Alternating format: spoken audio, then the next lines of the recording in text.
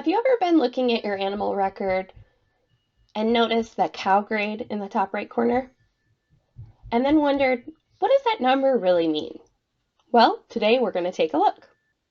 CowGrade can be found under Economics. The first time that you open the CowGrade screen, before you look at anything in the grid, go down to the settings. In the settings, this is where you can really tell what is happening with those numbers. A score from 1 to 10 only means a lot if you know what those scores are based on. So you can go through and rank each one of these items, giving them a value that is sufficient or ideal for your farm. So for example, if you're focusing on high components, make sure that you get your component targets in there correctly. And likewise for somatic cell and mastitis prevention. Once you have the criteria set to the correct values, click over to the weights. This really allows you to customize the CowGrade. You can rank these items each from 0 to 5. So ignore them or give them a high weight.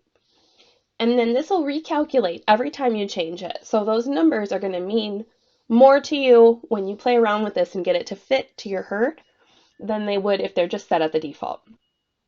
In my herd here, I have the grades sorted from highest to lowest.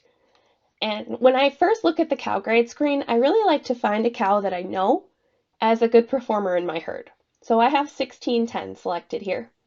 I'll expand the line out, and then that allows me to see her grade on each one of those items, as well as the values that correspond to that grade.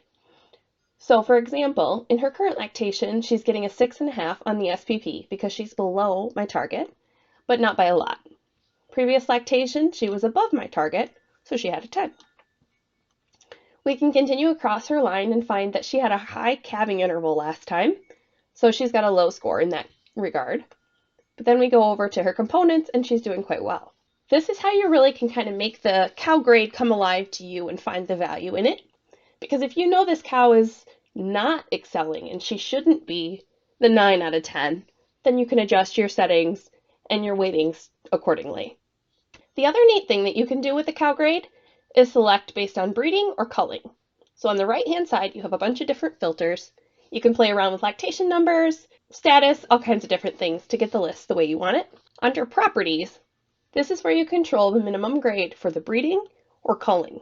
So you can adjust this how you see fit. Let's take a look at the culling list, for example. In my herd, I have 2 animals that show up with a grade below 6. So this gives me potential ideas for who to cull next.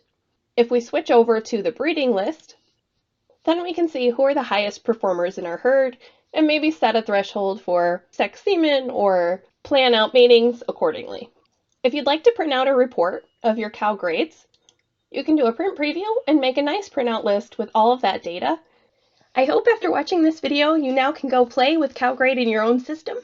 If you have any questions along the way, give us a call at the help desk. We're happy to help.